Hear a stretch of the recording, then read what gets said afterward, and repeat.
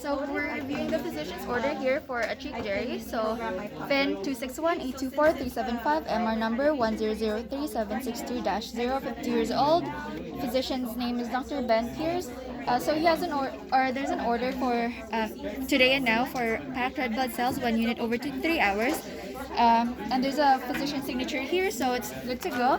We can also see that there's a consent form here.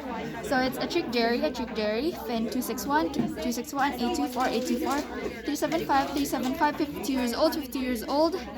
And again, the physician's name is Dr. Pierce. You see it here. And the time is now. Jerry's name is here along with his signature and a witness, so it's good. So now we'll do our first check. I'll be reading off the ROT, and the second nurse will be reading off the demographic. So again, it's for Atrique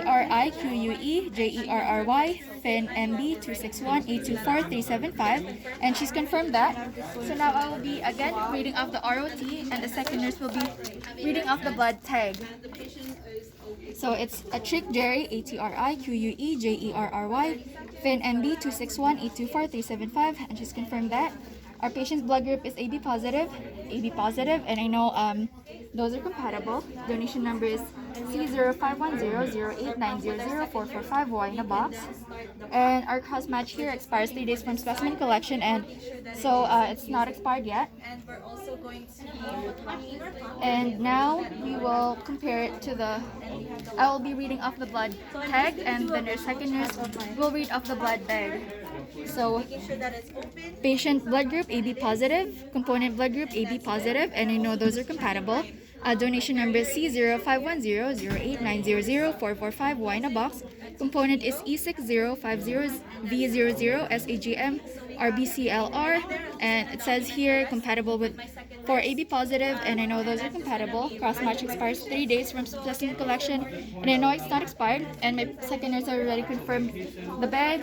We can also see that the bag has no abnormalities. It's intact, so we know it's good to use. So now I have my white type blood set here and all my things here. So now we can go to the patient's room. So before entering the patient's room, I can see my patients that in distress, elbows within reach, beds at the lowest position. Now it is safe to enter. So, hi Mr. Jerry, my name is Bennette. I'll be your student nurse for today. I also have my second nurse here, so we can confirm we have the right patient. So before we get started, I'll just get you to spell your first and last name, please, letter by letter. And when's your birthday? Okay, good. And now my second nurse will be reading off the patient's wristband, and I'll be reading up the blood tag. Again, it's Atrique, ATRIQUE FIN MB 261-824-375. And again, I know my component blood groups are compatible. And so we've confirmed we have the right patient. So now I'll just explain what we're doing here. Before that, I'm noticing that there's an IV of normal saline. It's intact. It's primed all the way, so just in case my patient has a transfusion reaction, we can unhook the blood right away and insert that in. And so again, Mr. Jerry, we will be giving you blood because your hemoglobin is low, and that will just bring it up. So side effects you might experience are fevers and chills, shortness of breath, and itchiness. Or if you experience any of those, please let me know. I will be staying with you for the first 15 minutes anyways to make sure that you don't have any reactions, okay? So with this, I've already obtained the patient's baseline vital signs. I'll also be doing that 1 hour, 15 minutes after the initial transfusion. 15 minutes every 1 hour during the transfusion, at the end of the transfusion, and 1 hour post transfusion. Okay, so now before we get started, now I will be checking my patient's IV patency. So I'll do hand hygiene and put on my gloves. I would have made sure that the IV site is patent even before ordering the blood. But just to make sure that it's still patent, we'll do this. So we'll swab for 30 and drying for 15. Make sure we maintain aseptic technique. And make sure it flushes with no problem. And so it does. Okay, so now we will prime our tubing. I will just get normal saline.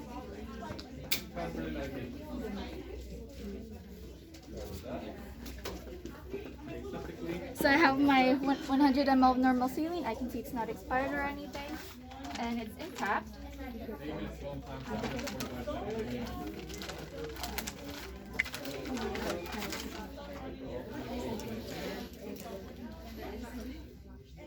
So make sure everything is closed.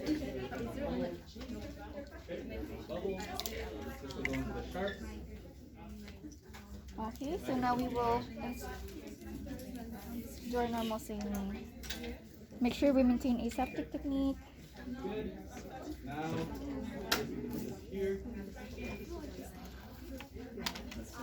And we will prime our tubing. And now we'll open our line.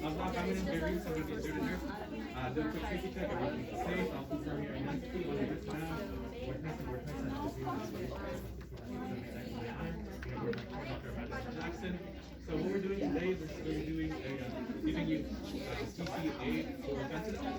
There's an opioid analgesic and to help with your pain, and some side effects include respiratory depression and nausea. It's still okay with taking medication. So slow because our tubing is so old. Is that you can press it every 5 minutes as per the order, and you'll get a bolus of 10 micrograms every time you press it. But you can't press it too much. Only press it when you're in pain. Don't let other press it. Okay. At this point, I'll be doing my third check comparing the At this point, I'll be doing my Okay, we'll close it, and once it's flipped,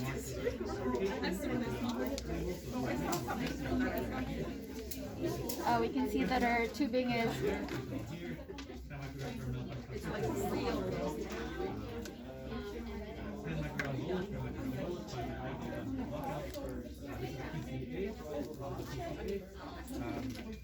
November 20, 2020 time is now.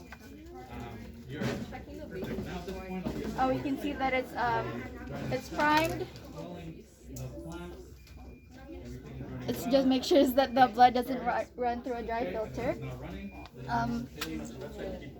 And so we will do our blood. How many times? 5 minutes. So here we'll make sure to maintain aseptic technique.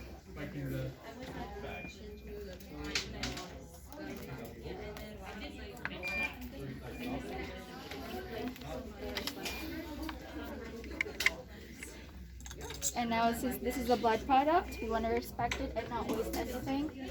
So we will make sure we prime it all close to the end.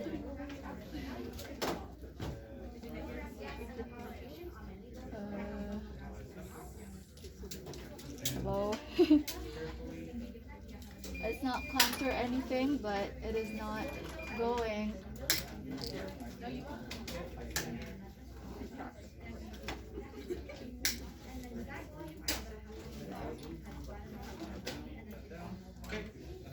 So again, we're looking, making sure we're not wasting anything.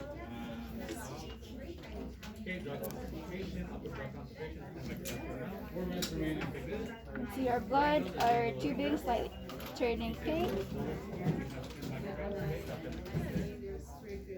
And you see it's primed all the way to the end. There's no air.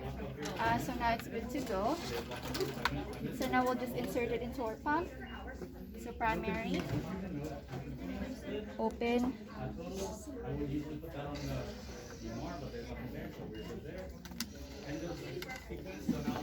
So here we'll enter the first rate, which is 50, because we want to transfuse it slowly just in case something happens. And the volume, which is 358. So now just before pressing that, I will swab the side again. Okay, I see the 3 green lights, and I'll tell the patient that I have finished the And preparation. so we'll take that They're out. feeling any of the symptoms I know. This is blocked. The PCA button is within reach. Safety, like the safety check, everything is safe. And I can now leave the patient, and I'll tell them So now that it's connected, we can press confirm. safe and they are good. I will now be documenting the date and Oh wait, I changed mode. We will be labeling our line. space for And since this pump is special, there's no shucks. Where's the okay? It's can you see it? Yeah. Yeah. So there's no red blood cells, so we'll use blood. So select. So we've labeled it, and now we can press start. So make sure our normal saline is closed and our blood is open. So again, make sure everything is open. So now that's infusing. Again, I've already mentioned the vital sign protocol earlier. If there's no reaction on my patient, I will be changing I will obtain the vital signs and then change the new rate. So the new, also here I can see that the logo is there, so I know it's working. And there's 3 drips here. I would make sure that I change the rate to 197 cc after the 15 minutes, and the new volume, which would be 346. And so my patient's all good, and now we can give him the call bell. So again, if you experience any of the side effects that I mentioned to you earlier, please let me know. So now I'll do my bed at the lowest position, call bells within reach, patients not in distress, and now I can exit. So then I will document that I gave the blood to my blood, and along with my second nurse, we will just document what we've done, and now it's good to go.